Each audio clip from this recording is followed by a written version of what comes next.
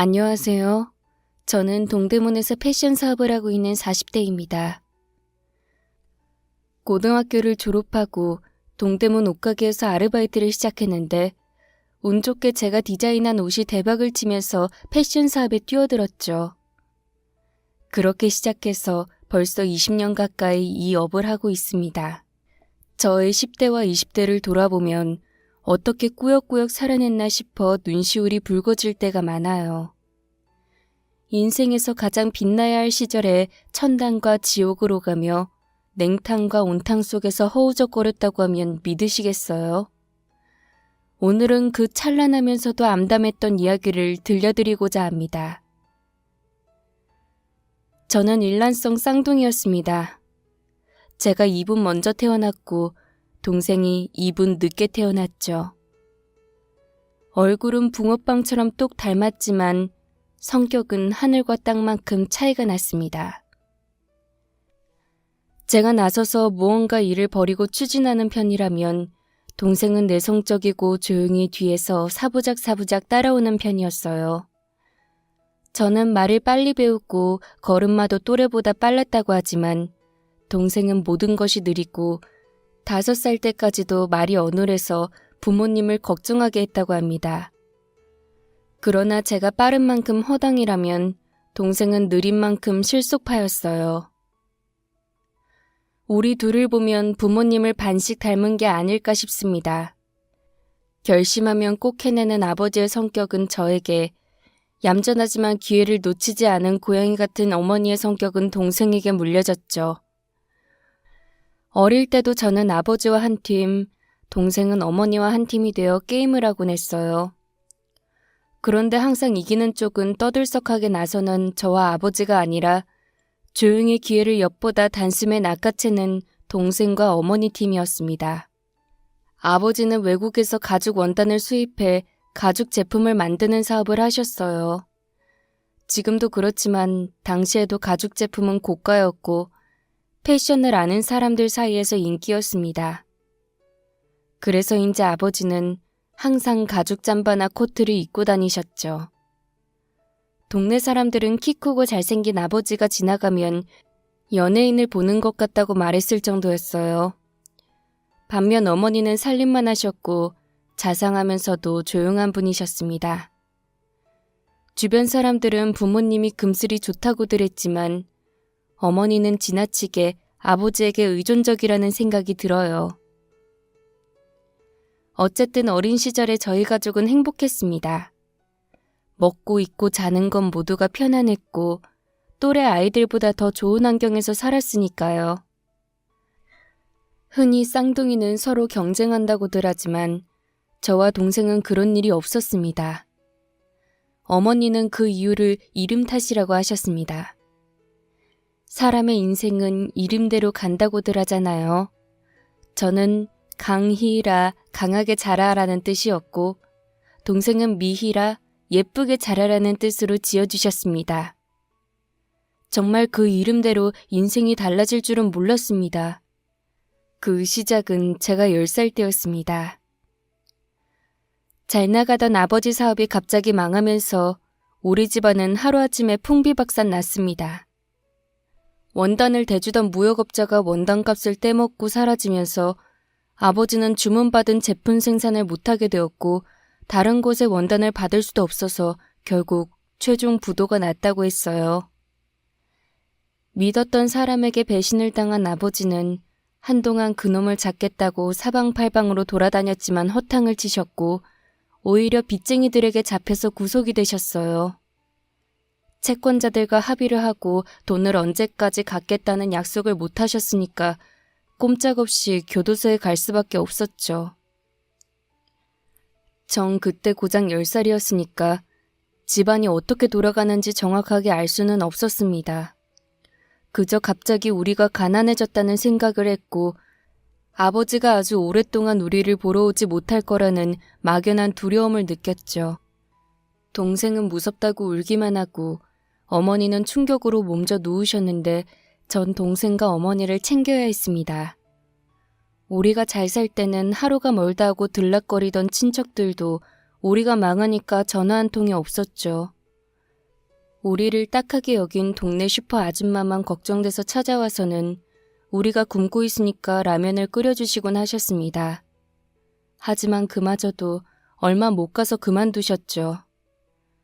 부자는 망해도 3대는 간다는데 우린 완전 쫄딱 망했으니까 슈퍼 아줌마 입장에서도 무조건 적선하듯 도와줄 수는 없었을 겁니다. 세상 인심은 그렇게 야박하고 냉정하다는 것을 어머니는 뼈저리게 느끼셨죠. 아버지가 망한 것보다 주변 사람들의 냉정한 태도에 더 충격을 받으셨고요. 그대로 쓰러져서 도통 기운을 차리지 못하셨습니다. 그리고 어느 날 저녁 어머니는 잠시 어딘가 다녀오셨는데 나중에 안 사실이지만 가지고 있던 폐물을 파신 듯 했어요. 어머니는 그 돈으로 고기를 사와서 굽고 모처럼 저와 동생을 위해서 저녁 준비를 하셨습니다. 우린 살던 집에서도 나가야 해서 걱정이 태산인데 어머니는 태연히 고기를 구워 저와 동생의 밥 위에 올려주셨습니다. 그 모습이 참 슬프고 무서웠어요. 그리고 그날 밤 저에게 두툼한 돈봉투를 맡기시는 겁니다. 우리 강희는 씩씩하고 똑똑하니까 동생 잘 보살필 수 있지? 왜 갑자기 그런 말을 해? 엄마 어디 가? 아니, 엄마가 너희들 두고 어딜 가. 아빠 안 계시더라도 울지 말고. 난 참을 수 있어. 엄마나 울지 마. 그래, 엄마도 안 울 거야. 그리고 이건 잘 가지고 있어. 이건 왜 나 주는데?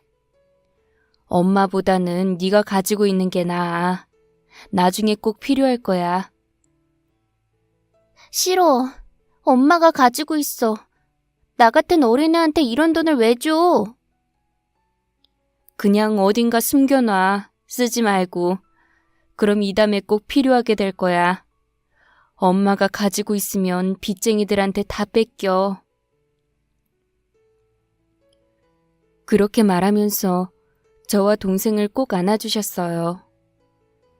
어머니는 표시 안 나게 흐느껴 우셨죠. 전 느낄 수 있었습니다. 어머니의 마음을 말입니다. 얼마나 암담하셨을까요? 하늘처럼 여겼던 남편은 교도소에 갔고 어린 두 딸과 살아갈 일은 막막하셨으니 울 수밖에 없다고 생각했습니다. 그런데 그날은 유독 어머니가 참 이상하다고 생각했습니다. 뭔가 조짐이 안 좋았죠. 전 잠을 이루지 못했어요. 혹시나 엄마가 우릴 두고 사라질 것 같아서요. 엄마 방에서 문소리가 나면 당장 달려가서 붙잡을 생각에 밤새 잠도 자지 않고 잔뜩 긴장하다가 새벽에 잠깐 잠이 들었습니다. 미희가 엄마를 부르며 우는 소리에 깨었는데 차갑게 굳어진 엄마를 보며 정 그만 정신을 잃었습니다. 어이구, 독한 사람. 저 어린 것들을 두고 어떻게 목을 매? 엄마 장례식에 온 이웃들은 저와 동생을 보면서 다들 그렇게 말했습니다. 죽음이라는 것이 어떤 의미인지도 제대로 알지 못했던 저와 동생은 오히려 사람들의 그 말을 듣고 알게 되었어요. 어린 것들을 두고 간 독한 사람. 그래서 전 죽었다는 것이 그렇게 독한 일이라고 생각하게 되었죠. 친구들과 담임선생님도 조문을 왔는데 그때 솔직히 제 마음은 안 왔으면 했어요. 모두에게 제 가난과 불행을 보여주는 것 같아서 싫었습니다. 친구들은 모두 제가 부잣집 딸이라서 늘 부러워했거든요. 공부도 잘하니까 선생님들도 다들 좋아해 주셨고요. 그런 저를 불쌍하게 바라볼 모두의 시선이 정말 싫었습니다. 친한 친구 몇 명은 절 안고 울었고 담임선생님도 위로를 해주셨지만 그 어떤 소리도 귀에 들리지 않았어요. 고모와 이모들이 서로 우릴 맡을 수 없다고 싸우는 소리에 전 잔뜩 신경이 예민해져 있었습니다. 우리가 부자일 때는 문지방이 닳도록 찾아와서 아버지께 잘 보여서 돈을 빌려가던 사람들이었는데 이제 우리가 바닥을 쳤다고 저렇게 안면물수하면서 싸움질을 하는 모습이 정말 기가 막혔습니다. 전 동생하고 둘이 살겠다고 했지만 어린애들 둘이서 살 수는 없는 노릇이었죠. 결국 우린 보육원에 맡겨졌습니다. 제가 가겠다고 했어요. 고모나 이모 집에 가서 눈칫밥을 먹는 것보다는 거기가 마음도 편하고 더 낫겠다고 생각했습니다. 미희가 계속 울기만 해서 걱정이 되었지만 제가 언니니까 미희를 책임져야 한다고 생각했고요. 그때 제 소원은 어서 어른이 되는 거였습니다. 보육원에서의 생활은 아주 좋지도 나쁘지도 않았어요. 전 어머니가 남기신 돈 봉투를 어떻게 잘 숨길까 늘 노심초사했죠. 그러다가 문득 숨길 필요가 없다고 생각했습니다. 당당히 은행에 가서 제 통장을 만들고 거기에 돈을 넣어두었죠. 어린애가 꽤 큰 돈을 예금하니까 은행 직원이 어리둥절했지만 전 최대한 담담하고 태연하게 굴었어요. 아주 부잣집 아이처럼요. 지금까지 늘 부잣집 아이였으니까 연기할 필요는 없었죠. 그리고 전 보육원에서 독립할 때까지 동생과 잘 지내는 것에 집중하기로 했습니다. 학교도 전학을 갔고요. 우리를 아는 사람들이 없는 곳에서 저와 미희는 가능한 사람들 눈에 띄지 않게 행동하면서 학교를 다녔어요. 가끔 아버지가 교도소에서 편지를 보내왔는데 전 간단하게 답장을 보냈습니다. 잘 살고 있으니까 걱정하지 말라는 내용이었죠. 아버지는 어머니가 돌아가시고 우리가 보육원에 맡겨졌다는 것을 알았을 때 아마 고모나 이모에게 전화를 해서 한바탕 난리를 친 것 같았습니다. 너희들이 이럴 수 있냐고 했을 거예요. 알랑거리면서 돈 빌려갈 때는 입속에 혀처럼 굴더니 제 조카들을 그런 식으로 고아 아닌 고아로 만들었냐고 거품을 물었을 겁니다. 아버지 성격이라면 그러고도 남았을 거예요. 고모와 이모가 한 번씩 보육원에 찾아왔지만 자신들이 우릴 맡을 수 없는 이유에 대해서 장황하게 설명하고 돌아갔습니다. 그런데 전 고모나 이모를 미워하거나 원망하지 않았어요. 고모도 자식이 셋이고 이모도 자식이 둘인데 우리까지 맡을 수는 없었을 겁니다. 고모와 이모가 저와 미희를 각자 한 명씩 맡기로 했는데 그건 제가 반대했고요. 우린 떨어질 수 없는 쌍둥이였으니까요. 그래서 보육원이 마음 편했습니다. 보통 5살이 넘으면 입양이 잘 되지도 않았습니다. 우린 10살이니까 입양이 되어서 서로 떨어질 일도 없다고 생각했고요. 전 동생을 챙기면서 어떻게든 악착같이 버티기로 결심했죠. 그러다 보면 아버지가 출소하셔서 우릴 데리러 오실 거라고 믿었습니다. 전 원래 성격이 강한 편인데 보육원에 와서 좀 더 강해졌어요. 아무도 우릴 지켜주지 않으니까 스스로 지켜내야 했고 동생까지 보살펴야 하니까 의도적으로 강한 척 무장을 했습니다. 제가 무너지면 동생은 더 무너질 거라고 생각했죠. 착하고 순하지만 소심하고 겁도 많은 미희를 위해서라도 전 늘 강해야 했어요. 우린 더욱 서로를 의지하면서 하루하루 버텼습니다. 학교에서도 혹시 보육원 출신이라고 미희가 애들에게 괴롭힘을 당할까봐 항상 노심초사했고요. 학교 생활도 평범했고 보육원 생활도 평범했습니다. 보육원 원장님은 중년의 아줌마셨는데 그냥 소탈하고 순박한 분이셨어요. 애들이 좋아서 이 일을 하고 계신다고 늘 주장하셨죠. 제가 동생을 챙기는 모습을 늘 기특해 하셨고요. 아버지가 가끔 교도소에서 원장님께 전화를 하셨어요. 출소하면 애들을 꼭 데리고 갈 테니까 잘 부탁한다고 말입니다. 원장님은 그 말을 반신반의하셨어요. 대부분 부모들이 돈 벌어서 꼭 데리러 오겠다고 하거나 지금은 피치 못할 사정이 있어서 잠시 아이를 맡기는 거니까 언젠가 꼭 데리러 오겠다고 한대요. 하지만 끝내 오지 않는다고 하셨죠. 그러니까 원장님은 우리 아버지도 안 오실 거라고 돌려 말하는 것 같았습니다. 전 아버지가 우릴 안 데리러 와도 원망할 생각은 없었어요. 어머니가 그렇게 돌아가셨을 때 부모라고 해서 무조건 자식을 위하는 건 아니라는 걸 알았으니까요. 부모이기 전에 사람이니까 다른 결정과 선택을 할 수 있다고 이해했습니다. 물론 그땐 어려서 그런 생각조차 못했지만 어른이 되고 숱한 고비를 넘기면서 비로소 그때의 부모님을 이해하게 되었어요. 그러던 어느 날이었습니다. 동생이 많이 아프기 시작했어요. 병원에서는 심장병이라고 했죠. 동생은 어릴 때부터 심장이 약했습니다. 저보다 2분 늦게 태어났는데 어머니 뱃속에서부터 숨 쉬는 게 좀 힘겨워 보인다고 의사가 말하더랍니다. 미희는 고작 3살 때 심장 수술을 받기도 했고요. 아버지의 부도와 어머니의 죽음을 겪으면서 큰 충격을 받은 탓에 미희의 심장에 또 문제가 생긴 듯 했습니다. 병원에서는 재수술을 하지 않으면 오래 살 수 없다고 했어요. 원장님은 백방으로 후원자를 찾아다니셨죠. 쉽지 않았습니다. 다들 살기 힘든데 누가 보육원 애들까지 신경을 쓰겠어요. 정부 지원을 받는 것도 어려웠고요. 전 원장님께 통장을 드렸습니다. 아마 이럴 때 쓰라고 어머니가 남겨주신 것 같았어요. 원장님은 금액을 보고 놀라셨지만 수술비로는 어림도 없다고 하시더군요. 그런데 뜻밖의 후원자가 나타났습니다. 우리 보육원에 가끔 기부도 하시고 봉사도 오시는 부잣집 사모님이 계셨는데 선뜻 동생의 수술비를 대겠다고 하신 겁니다. 전 너무 기뻐서 눈물이 쏟아졌죠. 당장 그분께 감사 인사를 드리겠다고 하니까 원장님이 어렵게 말을 꺼내셨습니다.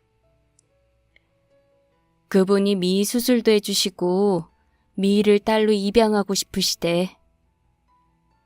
입양요? 그분도 딸이 있었는데 사고로 잃으셨나 봐. 그래서 우리 보육원에 봉사도 오시고 후원금도 많이 내시고 하셨거든. 근데 언젠가 미희를 보시더니 딸 생각이 나셨나 봐. 사실 오실 때마다 미희를 보면서 참 예쁘게 생겼다고 말씀하시곤 했거든. 미희만 입양하시겠대요? 그래서 너에게 먼저 말하는 거야. 네가 미희를 끔찍이 여기는 거 나도 알아. 아버지가 출소하시면 데리러 오시겠다고 했지만 솔직히 난 그 말은 안 믿어. 오시면 좋겠지만 지금 당장 미희가 아파서 다 죽게 생겼는데 아버지 오실 때까지 기다릴 수도 없는 거잖아. 난 네가 미희를 위해서 어떤 게 좋은 일인지 잘 생각했으면 좋겠다. 그분 좋으신 분이죠? 그럼 그건 내가 보장해. 미희가 거기 가면 평생 행복하게 잘 살 거야. 전 며칠 깊은 고민에 빠졌습니다. 지금 제 힘으로는 미희를 살릴 수 없었고 원장님 말씀처럼 아버지가 우릴 데리러 오신다고 해도 그때까지 미희가 산다는 보장은 없었고요. 평생 미희를 지키겠다는 제 결심보다는 미희가 행복해지는 길이 더 중요하다는 결론을 내렸습니다. 원장님은 정말 잘 생각했다고 기뻐하셨지만 전 동생을 보내는 순간까지도 갈등이 많았어요. 미희는 그냥 수술하러 가는 줄 알고 들떠했죠. 언니, 나 수술 잘 받고 올게. 그래, 건강해져서 와. 알겠지? 나 수술 잘 되게 기도해야 돼. 알았어, 걱정 마. 그리고 이거 언니. 이거 네가 가장 아끼는 핀이잖아. 그러니까 언니가 갖고 있어. 나 없다고 울지 말고 이거 보면서 내 생각하라고. 건강해져서 오면 다시 줘. 알겠지?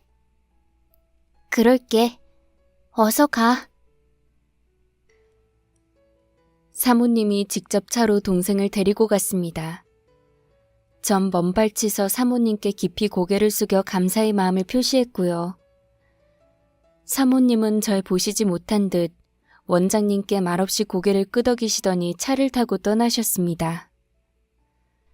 동생을 태운 차가 멀어지자 참았던 울음이 터졌어요. 얼마나 울었는지 모릅니다. 목이 붓고 심장이 굳어질 때까지 울었던 것 같아요.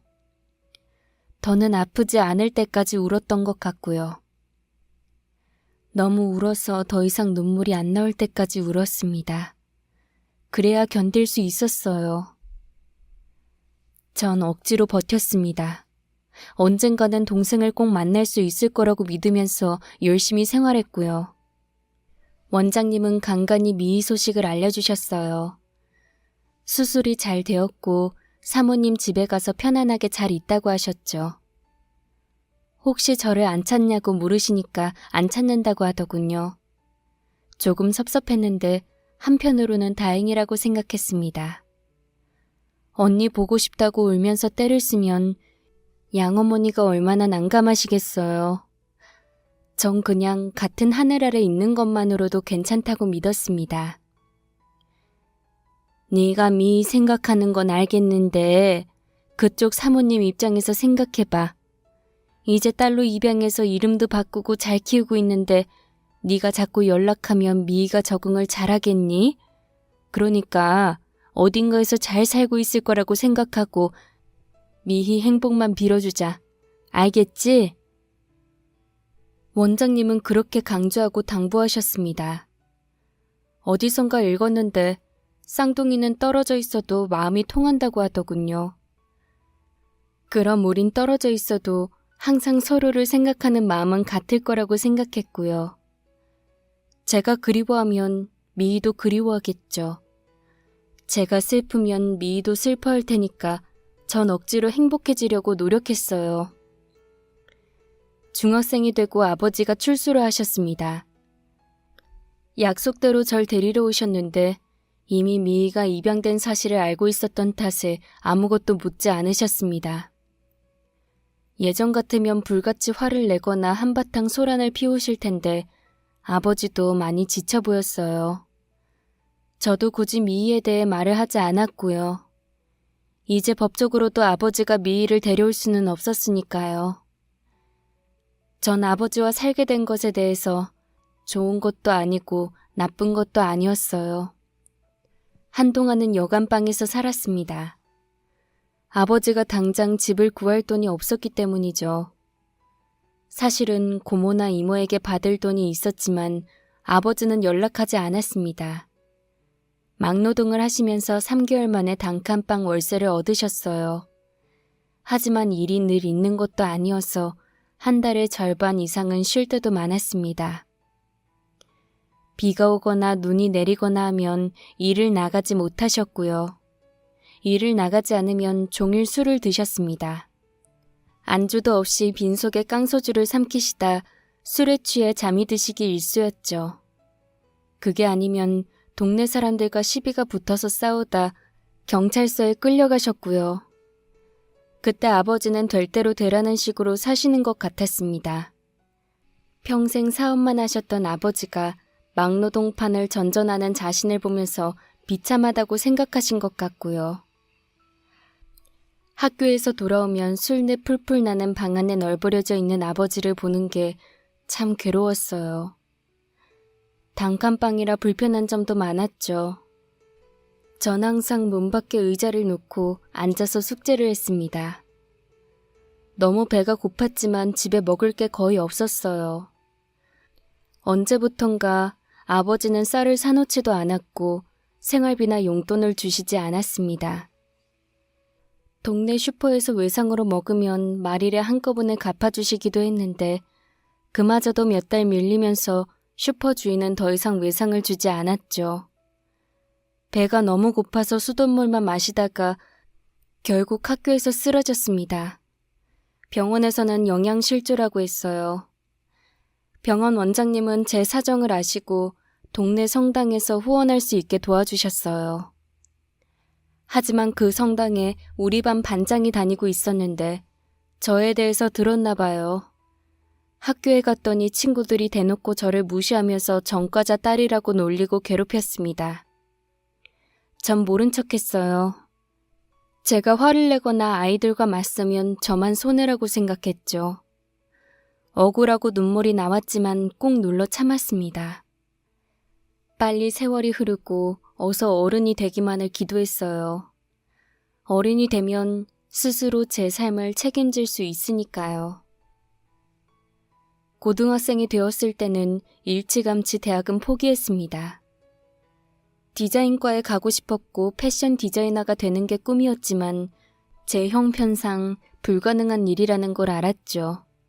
꼭 대학에 가지 않아도 꿈을 이룰 수 있다고 생각했습니다. 그 시절 10대들의 우상이었던 서태지는 대학에 가지 않고도 자신이 좋아하는 음악으로 스타가 되었죠.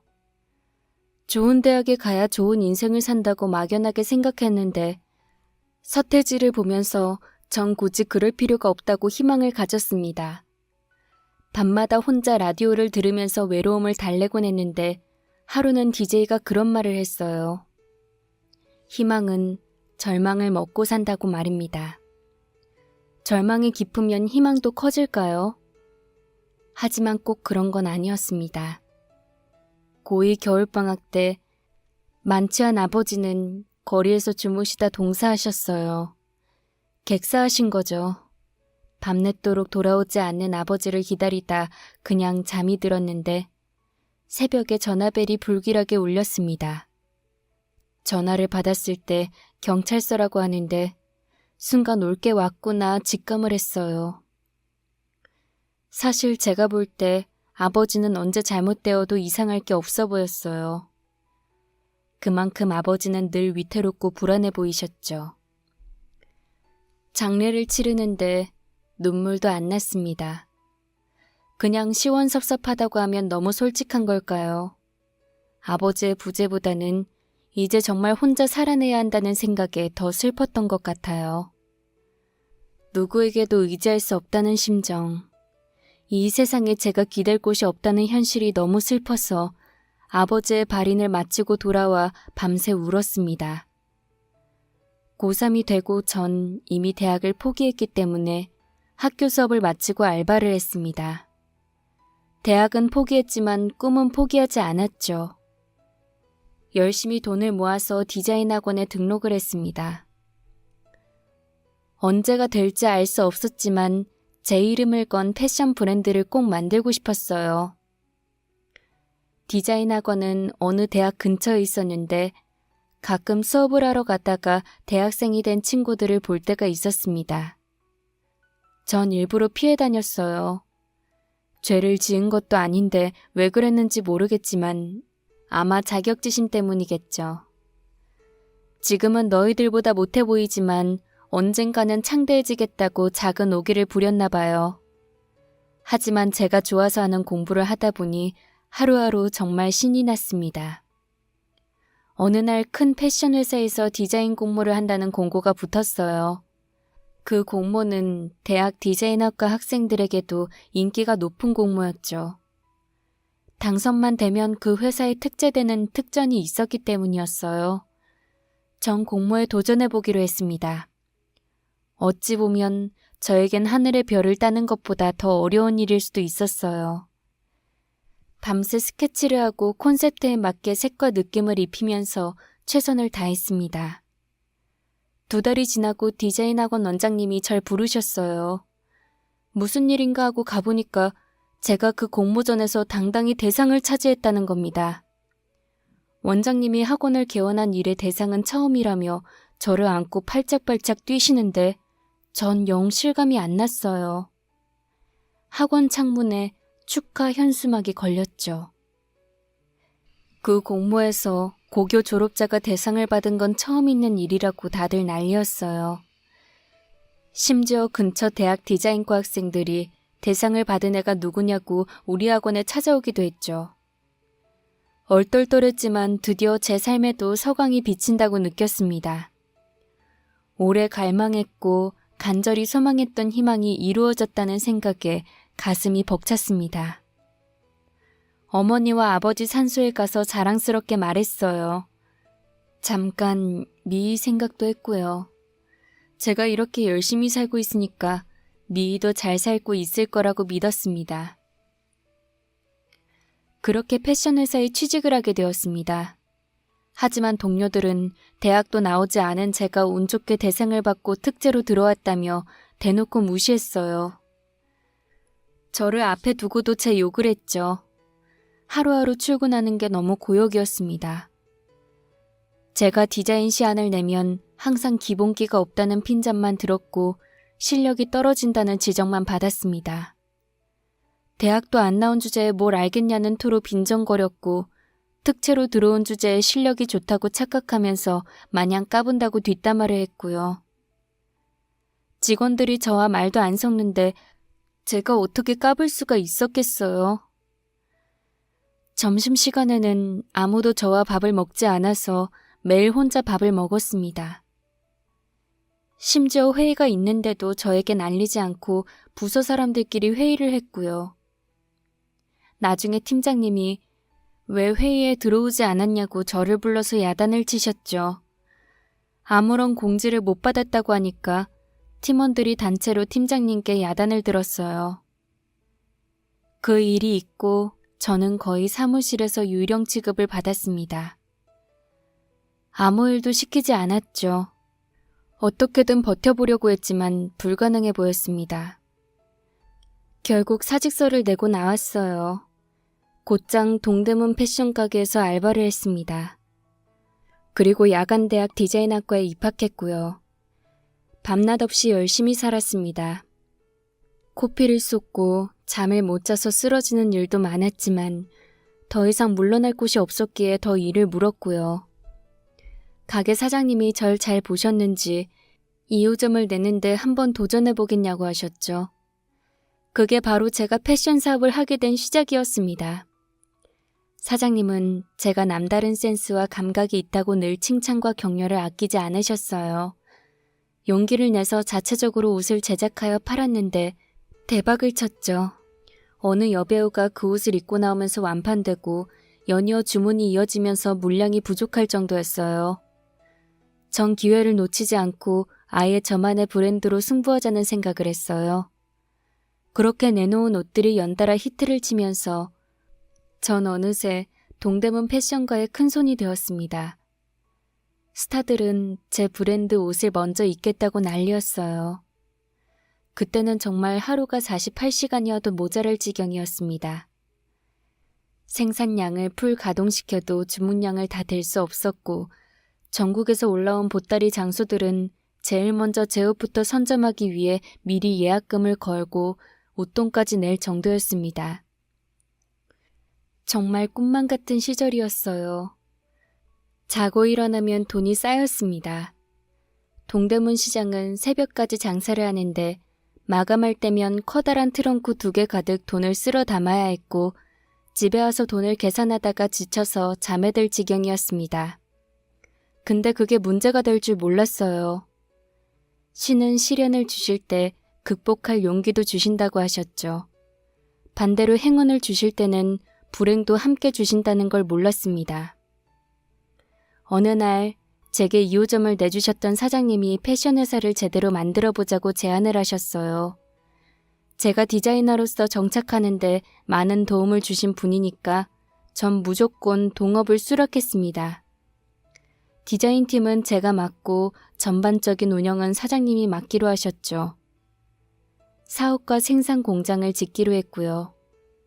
사장님과 제가 반씩 투자하기로 약속했는데 사장님이 가지고 있는 부동산을 처분하는 데 시간이 걸린다고 해서 일단 제가 투자금 전부를 다 댔습니다. 전 사장님에게 제 인감 도장까지 다 맡긴 채 새로 출시한 디자인에만 신경을 썼어요.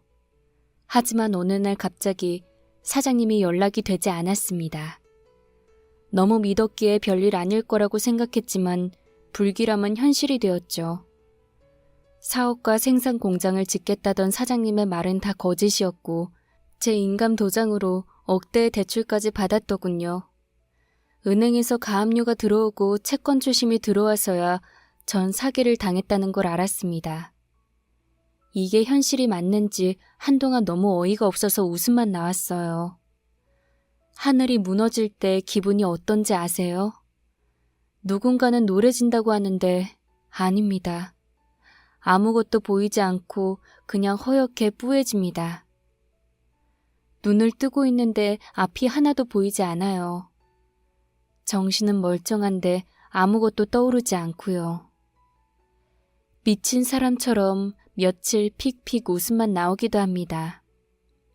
정말 제가 할 수 있는 게 아무것도 없었어요. 이미 작정을 하고 사라진 사장님을 찾는다고 한들 무슨 소용이겠어요. 집과 차와 사무실 모두 넘어갔습니다. 나중에 주머니를 뒤져보니까 10,000원짜리 달랑 하나 남았더군요. 10,000원을 들고 거리를 헤매다가 어느 우동집에 들어가 우동 한 그릇을 먹었습니다. 3일을 굶고 처음 먹은 거라 정말 꿀맛이었어요. 빈털터리 주제에 배가 고픈 걸 보면 아직 정신을 못 차렸구나 싶었죠. 비까지 부슬부슬 내리는데 한참 걷다 보니 한강이었습니다. 거기로 가려고 작정한 건 아닌데 발길이 거기에서 멈추었어요. 그제야 눈물이 터졌습니다. 천천히 물속으로 발을 들여놓았죠. 한 걸음 내디딜 때마다 꿈이 사라지고 희망이 사라졌어요. 목까지 물이 차오르자 덜컥 겁이 났죠. 그때 누군가 소리를 치며 물속으로 뛰어들어와 저를 붙잡았습니다. 미쳤어요? 죽으려고 작정했어요? 웬 남자가 저를 끌고 밖으로 나가는데 전 안 나가려고 바둥거렸죠. 결국 남자가 저를 번쩍 안고는 밖으로 나왔습니다. 처음 보는 남자의 가슴을 치고 또 치면서 왜 살렸냐고 마구 소리치고 대들었습니다. 남자도 황당한지 한참이나 절 쳐다볼 뿐이었죠. 몸이 오들오들 떨리고 진정이 안 되었어요. 남자는 근처 가게로 절 데리고 들어갔습니다. 따뜻한 어묵 국물을 조금 먹고 나니까 정신이 들었죠. 전 그 자리에 앉아서 어묵꼬치를 10개나 먹었습니다. 남자가 어이없다는 듯 픽 웃더군요. 좀 전까지 죽겠다고 설치던 사람이 맞나 싶은 눈빛이었어요. 살려준 건 안 고맙지만 그래도 고맙습니다. 무슨 말이 그래요? 고맙다는 말입니다. 왜 죽으려고 했는데요? 그렇게 대놓고 물으니까 할 말이 없네요. 죽으려는 사람들 다 비슷하죠 뭐. 살 수 없으니까. 이 세상에 살 수 있어서 사는 사람이 몇 명이나 될까요? 그러는 그쪽은 죽고 싶다는 생각 안 해봤어요? 이 세상에 죽고 싶다는 생각 한 번 안 하고 사는 사람은 또 몇 명이나 되겠어요. 도대체 뭐 하시는 분이세요? 왜요? 오지랖 넓어 보이는 아저씨 같아요? 전 그날 생판 처음 보는 그 남자에게 제 얘기를 다 털어놓았습니다. 누구에게도 말하지 못했던 제 살아온 날들을 다 말했어요. 아마 다시는 볼 사람이 아니라고 생각해서 그랬나 봐요. 그런데 그 사람이 제 남편이 되었습니다. 죽음에 실패하고 사랑에 빠진 여자가 바로 저였어요. 남편은 퇴근을 하고 한강에 운동하러 갔다가 절 봤대요. 뭔가 조짐이 이상해 보여서 내내 눈이 갔답니다. 해병대 출신의 남편은 제가 물속으로 뛰어들자마자 몸을 날려 절 구한 거였죠. 그리고 제 살아온 얘기를 다 듣더니 다음날 맨정신으로 한 번 더 보자고 하는 거예요. 제 생명의 은인이니까 그냥 가벼운 만남으로 만났어요.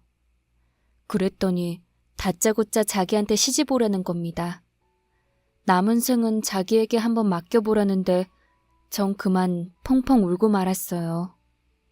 오래 알고 지낸 사람은 제 뒤통수를 치고 도망갔는데 이제 얼마 되지 않은 사람이 저를 책임지겠다고 하니까 이상하게 마음이 놓이면서 온몸의 긴장이 확 풀어지는 느낌이 들면서 눈물이 터졌어요. 전 그렇게 그 사람과 결혼을 했고 또 희망을 꿈꾸었고 행복을 기도했습니다. 시댁에서도 절 따뜻하게 맞아주셨어요. 힘들었던 제 과거를 진심으로 위로해 주셨고 잘 살아왔다고 격려해 주시는데 이렇게 좋으신 부모님 밑에 자라서 남편이 그렇게 믿음직하구나 생각했죠. 전 빈털터리였지만 시아버님이 몰래 봉투를 주시면서 필요한 걸 사라고 하시더군요. 괜찮다고 사양했지만 며느리가 아니라 딸에게 주는 거라고 하셔서 더 이상 거절할 수가 없었습니다. 남편의 자취방에 신혼집을 꾸몄습니다. 남편은 디자인 공부도 하고 재기할 생각도 하라면서 늘 응원했어요. 남편은 제약회사 영업사원이었는데 주로 산후조리원에 필요한 약품을 점담해서 납품하고 있었죠. 워낙 성실하고 일을 잘하니까 한번 거래를 하면 절대 다른 회사로 바꾸지 않을 정도였답니다. 비록 부자는 아니었지만 화목한 시댁과 든든한 남편의 사랑을 듬뿍 받으면서 전 처음으로 가족의 의미를 느끼고 감사함으로 살았습니다. 그리고 동대문 시장에서 옷 장사를 할 때 이모처럼 잘 따랐던 분이 사정상 가게를 정리하면서 제가 이어받아 하게 되었고요. 너무 욕심내지 않고 차근차근 다시 시작하려고 했습니다. 다시는 한꺼번에 무너지지 않도록 조심하고 살펴보고 늘 고민했고요. 처음 시작하는 것보다 재기하는 게 몇 배는 더 어려웠죠. 뭔가 대단한 것을 디자인해서 대박치고 싶은 욕망도 자꾸만 제 속에서 비집고 나왔지만 그때마다 전 한강에 갔던 그날을 떠올렸습니다. 작지만 단단하게 오래 가자는 게 저와 남편의 가언이기도 했고요. 그렇게 동대문에서 조금씩 자리를 잡아갔습니다. 결혼 2년 만에 임신을 하고 아들도 낳았어요.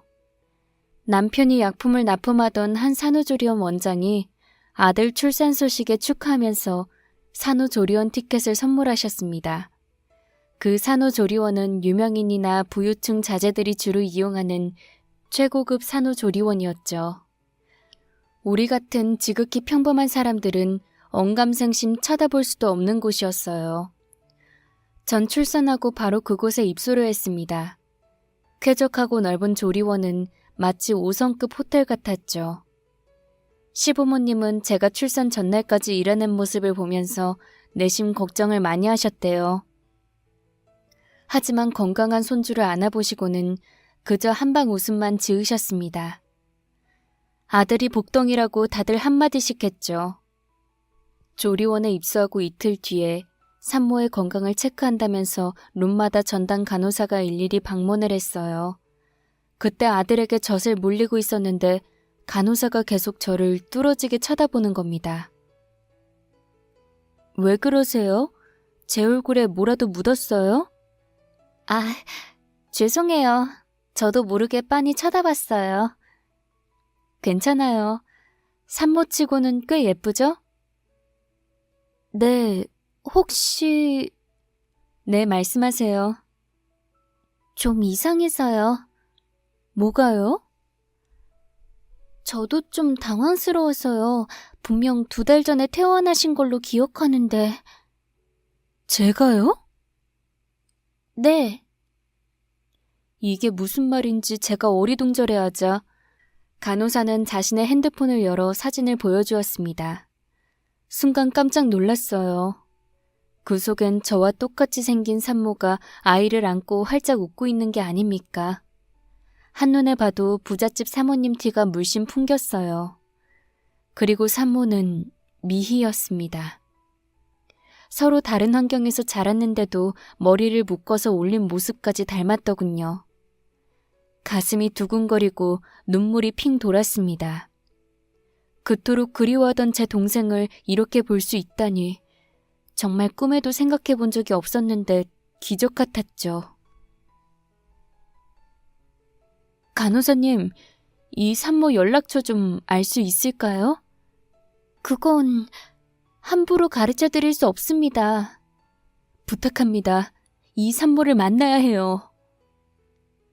전 간호사에게 간절하게 부탁을 했지만 그럴 수 없다고만 했습니다. 어릴 때 입양 보냈던 쌍둥이 동생이라고 사정 얘기를 하면서 방법을 좀 찾아달라고 애원을 했어요. 간호사는 제가 딱 했는지 알겠다면서 일단 산후조리원 원장에게 먼저 물어보겠다고 했죠. 다음날 원장이 절 찾아와서 입양 보낸 동생에 대해 자세하게 물었습니다. 그동안 사느라 잊고 살았지만 결코 잊은 적 없는 그 얘기들을 전 솔직하게 다 털어놓았습니다. 간간히 제가 울먹이니까 원장이 따뜻하게 손을 잡아주면서 위로를 해주었죠. 며칠 뒤 원장이 다시 저를 찾아와 조심스럽게 말을 건네주었습니다. 제가 그 산모와 친정어머니이신 사모님을 좀 알아요. 하지만 저도 중간에서 어떻게 하는 게 좋을지 많이 고민을 했어요. 그 집안에서 어쩜 입양에 대해서 다른 사람들이 아는 것을 꺼려할 수도 있고요. 그래서 일단 사모님께 연락을 했더니 산모를 보기 전에 먼저 만났으면 좋겠다고 하시네요. 그 얘기를 듣고 나니 전 좀 미안한 생각이 들었습니다. 그런 집안에선 입양이 외부로 알려지는 것을 조심할 수도 있는데 너무 제 생각만 한 것 같았죠. 사모님을 만나 그 점에 대해서 깊이 사죄를 드렸습니다. 사모님은 오래전에 먼발치서 언뜻 봤던 그 모습 그대로 여전히 우아하고 차분한 모습이었어요. 그동안 제가 고생했던 얘기를 들으셨는지 많이 안타까워하셨고요. 입양할 때 쌍둥이라는 소리는 미처 듣지 못했대요. 아마 보육원 원장님이 의도적으로 그랬을 거라고 짐작했죠. 미희가 너무 아픈 상태라 쌍둥이라는 것까지 말하면 입양하는 양부모 입장에서 조금 고민할 수도 있어서 그랬을 거고요. 전 미희가 입양하는 날 잠깐 인사만 했는데 사모님은 미희에게 꼭 닮은 언니가 있다고만 들었다고 했습니다. 쌍둥이라는 걸 진작에 알았으면 둘 다 입양했을 고민했을 거예요. 우리 수진이 키우면서 우린 너무 많은 행복을 받았거든요. 아참, 이름을 수진이로 바꿨어요. 네, 들었어요. 미안해요. 내가 언니도 챙겼어야 했는데. 원장님이 언니는 아버지가 데리고 갈 거라고 해서 난 그런 줄 알았어요. 정말 미안해요. 아닙니다. 원장님이 쌍둥이라고 말하지 않은 이유가 있었을 겁니다. 그리고 전 미희가 아니라 수진이가 이렇게 좋으신 부모님을 만나서 사랑 듬뿍 받고 자랐다는 것만으로 너무 행복합니다. 정말 고맙습니다. 근데 우리 수진이가 언니를 기억 못해요. 뜻밖의 말에 놀랐습니다. 수진이는 입양이 되고 바로 심장수술을 받았답니다. 수술은 잘 되었고 회복도 빨랐고요. 곧 수진이는 사모님의 집으로 갔는데 언니만 찾으면서 매일매일 울기만 했대요. 언니에게 데려다 달라고 떼를 쓰고 밥도 먹지 않고 울기만 해서 정말 한동안 너무 힘이 들었고요. 어느 순간 지쳤는지 조금 잠잠해져서 다행이라고 생각했는데 어느 날 가정부가 일을 하느라 잠시 한눈을 판 사이에 집을 나갔답니다. 아마 언니를 찾으러 나간 것 같대요. 그때 사모님은 약속이 있어서 잠시 외출 중이었고요. 나중에 수진이가 나간 사실을 알고 사방팔방으로 찾아다녔지만 그날은 찾지도 못하고 혹시나 유괴를 당한 건 아닌가 가슴을 졸였는데 경찰에서 전화가 왔더랍니다. 사고가 났다는 말에 눈앞이 캄캄해졌대요. 길을 잃고 헤매던 수진이는 건널목을 보고 무작정 길을 건넜는데 마주오던 택시가 뒤늦게 수진이를 발견하고 급히 핸들을 꺾었지만 다른 쪽에서 오던 차와 부딪혔고 그 차가 수진이를 치는 바람에 저만큼 나가떨어졌답니다. 급히 응급수술을 했는데 성공적이었대요. 하지만 의식을 차린 수진이는 부분 기억상실증이라는 판정을 받았답니다. 희한하게 자신이 미희라는 것도 입양된 것도 심지어 언니가 있다는 것도 모두 기억하지 못했대요. 오직 현재 부모님을 친부모님으로 알더랍니다. 사모님은 자신의 과거를 송두리째 잃어버린 아이가 너무 가여웠지만 한편으로는 그게 나을지도 모른다고 생각했고요. 정말 미안해요. 너무 이기적인 것 같지만 그땐 수진이가 아무것도 기억 못하는 게 그 아이와 우리를 위해서 낫다고 생각했어요. 그래서 일부러 수진이에게 과거를 찾아주려고도 하지 않았습니다. 스스로 기억을 되찾으면 어쩔 수 없지만 아직 기억을 찾지는 못했고요. 그래서 아마 언니를 만나도 자신과 너무 닮아서 신기해하겠지만 언니라는 건 모를 거예요. 사모님은 제가 놀랄 것 같아서 미리 만나서 그 말을 해주신 듯 했죠. 전 이해했습니다. 수진이가 기억을 되찾지 않기를 내심 바랐던 사모님의 솔직함에 오히려 감동을 받았어요. 그 정도로 우리 수진이를 친자식 이상으로 품었다는 의미니까요. 그리고 일주일 뒤 전 수진이를 만났습니다. 절 보자마자 깜짝 놀란 듯이 눈이 동그래지더니 한참 동안 뚫어지게 보는 겁니다. 안녕하세요. 전 김강이라고 해요. 아, 네. 전 진수진이라고 해요. 우와, 근데 우리 너무 닮은 거 아세요? 네. 안 그래도 사모님께서 제가 따님과 너무 닮아서 깜짝 놀랐다고 하시더군요. 제가 동대문에서 패션 사업을 하는데 제 지인이 사모님을 모시고 매장에 한번 왔다가 절 보셨나 봐요. 따님과 알고 지내면 너무 좋겠다 하셔서 이렇게 설렘 마음으로 왔습니다. 저도 엄마가 저랑 너무 닮았다고 해서 설마 했는데 진짜 놀랐어요. 무슨 출생의 비밀이 있는 줄 알겠어요? 그러게요. 그러더니 갑자기 사모님에게 묻는 겁니다. 엄마, 진짜 뭐 출생의 비밀 같은 거 있는 거 아니야? 지금이라도 솔직하게 말해요. 용서해줄게. 라고 유쾌하게 웃는데 전 눈물이 핑 돌았어요.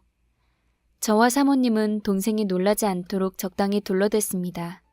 그래도 수진이가 의심할 것 같아서 TV에 보면 연예인 닮은 꼴 사람들 많이 있는데 일반인들도 그럴 수 있다고 말했습니다. 동생도 그런 것 같다고 손뼉을 치면서 웃더니 이것도 인연인데 언니 동생하며 잘 지내자는 겁니다. 즉석에서 연락처도 주고받았고요. 사실 전 그날 동생과 좀 다르게 보이려고 평소 안 하던 화장을 진하게 하고 나갔거든요. 그래도 동생은 한눈에 자신과 제가 너무 닮았다는 걸 알아차리더군요. 무의식 중에도 우린 여전히 자매였고 핏줄의 막역함 속에 담긴 인연과 운명에 전 목이 메었습니다. 그날 밥도 먹고 차도 마시고 이런저런 얘기를 참 많이 나누었어요. 둘 다 어린아이를 기르다 보니 자연스럽게 육아 얘기를 많이 했죠. 어린 시절에는 그렇게 수줍음 많고 조용한 아이였는데 지금의 수진이는 쉴 새 없이 수다를 떨고 밖에 웃으면서 옆 사람을 기분 좋게 만들었어요. 좋은 환경에서 사랑받고 자란 티가 났어요. 수진이의 남편은 모 IT 기업 대표라고 했어요. 둘이 만나서 연애하던 스토리를 쫙 풀어놓는데 한편의 드라마가 따로 없었죠. 우리 둘의 떠드는 모습을 시종일관 조용히 들으면서 미소 짓는 사모님의 그 모습도 전 감동 그 자체였습니다. 동생과 헤어지는데 언제 또 볼 수 있을지 마음 한편이 아렸습니다. 근데 나 그 핀 어디선가 본 것 같은데? 문득 동생이 돌아서다가 제 머리에 꽂힌 핀을 보더니 지나치듯 말을 하는 겁니다. 깜짝 놀랐죠. 기억은 없지만 무의식 저편에 혹시 동생은 절 기억하고 있는 것 같아서 두근거렸어요. 자신이 마지막으로 제게 준 그 핀을 기억할지도 모른다는 생각에 떨렸어요. 다행히 그거라도 기억해준 동생이 너무 고마웠고요. 전 헤어질 때 동생을 꼭 안아주었습니다. 또 보자는 말 대신에 건강하라고 말했어요. 행복해 보여서 너무 고맙다는 말 대신에 아이 잘 키우자고 약속했고요. 그렇게 10년의 세월이 흘렀네요. 여전히 전 동생과 가끔 연락하고 삽니다. 요즘은 10살짜리 아들 녀석들 때문에 골치가 아프다고 서로 하소연합니다. 언젠가 여성 잡지에 젊은 기업인을 소개하는 코너가 있었는데 동생의 남편과 동생 그리고 10살 아들의 행복한 모습이 실린 것을 봤어요. 괜히 뿌듯하고 감격스럽고 그랬습니다. 동생은 남편과 다투거나 속상한 일이 있으면 늘 저에게 문자를 하고 전화를 걸어요. 제가 제일 편하다고 하네요. 제가 그 아이에게 그런 존재라는 것에 늘 감사합니다. 그리고 전 드디어 저만의 브랜드로 패션 사업을 하고 있습니다. 아직 크게 성공한 건 아니지만 나름 업계에서는 인정을 받고 있습니다. 제가 디자인하고 만든 옷이 동대문 시장에 풀리면 대박을 치기도 하고요. 더 큰 욕심은 부리지 않아요. 동생도 잘 살고 저도 제 꿈을 이루었으니까요. 이 정도면 성공한 게 아닌가 혼자서 생각도 합니다. 이제 40을 넘겼고 앞으로 더 살 날이 많지만 전 쉽지 않은 제 인생에서 많은 것을 잃었고 많은 것을 얻었습니다. 그래서 이제 알아요. 많이 얻으려고 욕심을 부리면 많이 잃는다는 것을요. 그래서 앞으로는 채우는 것보다 나누면서 살까 합니다. 남편과 오랜 상의 끝에 곧 딸을 입양할 생각입니다. 물론 마음으로 자식을 낳는 거니까 나누는 건 아닐 수도 있어요. 제가 나누겠다고 한 것은 제 진심을, 제 열정을, 제 사랑을 나누겠다는 겁니다. 제 아이들에게 좋은 엄마가 되려고 해요. 그 아이들이 좋은 어른으로 자랄 수 있도록 열심히 지켜줄 겁니다. 청춘의 시절에 천당과 지옥으로 갔고 냉탕과 온탕 속에 빠져 허우적거렸지만 다 극복하고 이렇게 살아남은 제가 기특하기도 해요. 이제 전 매일 제 가족과 동생의 가족을 위해서 기도합니다. 건강하고 행복한 날들이 될 수 있도록 전 더 열심히 살아갈 거고요. 여러분도 매일매일 건강하고 행복한 나날 되세요. 감사합니다.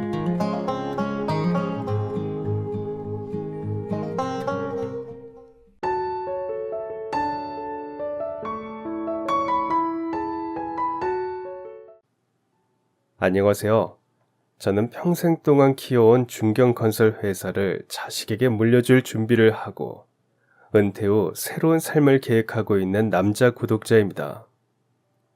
제 이야기가 누군가에게 도움이 될까 싶어 이렇게 사연을 보내게 되었네요. 저는 시골 막내 아들로 태어났습니다. 어려서부터 부모님 농사일 돕느라 새벽부터 일어나야 했죠. 고등학교도 근처 농업고등학교를 다녔는데 그마저도 등록금이 너무 부담스러워서 방과 후엔 트랙터 수리 공장에서 아르바이트를 했습니다.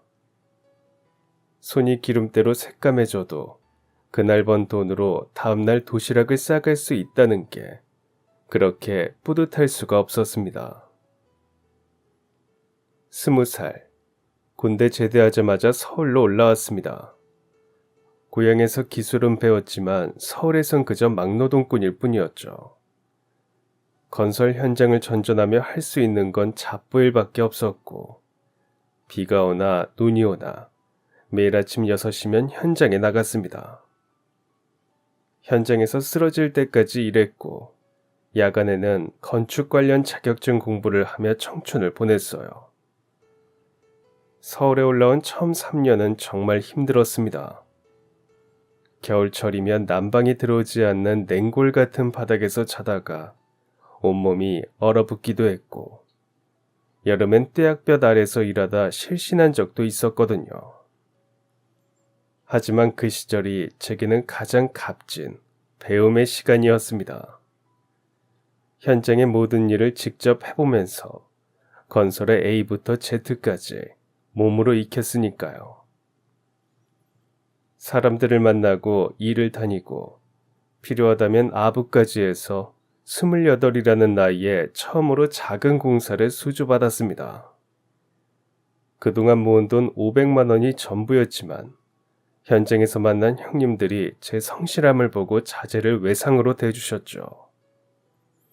낮에는 현장에서 직접 일하고 밤에는 서류 작업을 하며 한 달을 꼬박 세웠습니다.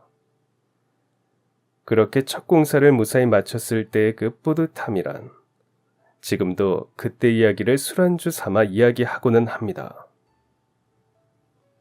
32까지 크고 작은 공사를 하면서 실수도 많이 했습니다. 한 번은 자재 계산을 잘못해서 1,000만 원 넘게 손해를 본 적도 있었고, 인건비를 제때 못 줘서 무릎 꿇고 사정한 적도 있었어요. 하지만 내가 가진 건 정직한 뿐이라는 생각으로 책임지고 일했더니 입소문이 나기 시작했습니다. 그렇게 주말도 없이 제대로 쉬어본 적도 없이 쪽잠을 자며 일한 결과 36세 회사를 차렸습니다. 회사가 안정이 되고 돈이 좀 모이기 시작하면서 가장 먼저 한 일은 부모님 농사일을 줄이는 거였습니다. 트랙터도 새로 사들이고 일꾼도 고용해드렸죠. 어머니 허리 굽은 게 늘 마음에 걸렸는데 이제는 텃밭 정도만 가꾸시며 편하게 지내시더군요. 또 회사가 안정되면서 손에 물 한 방울을 안 묻히게 해주겠다는 말도 안 되는 프로포즈와 함께 결혼했고, 아내 내조 덕에 강남의 큰 아파트도 장만했으며 아내와 아이들한테 불편함 없는 삶을 살게 해줄 수 있었습니다.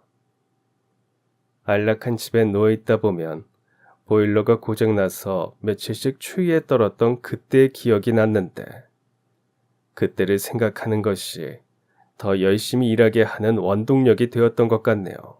5명으로 시작한 회사가 100명이 넘는 중견기업이 되자 호화로운 생활을 할 수 있게 되었는데, 그 중에서도 가장 변화는 베풀 수 있는 여유가 생긴 것이었습니다.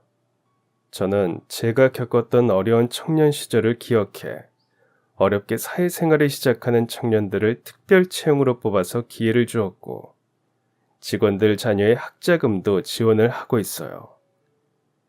그런데 처음부터 이런 지원을 한 건 아니었습니다.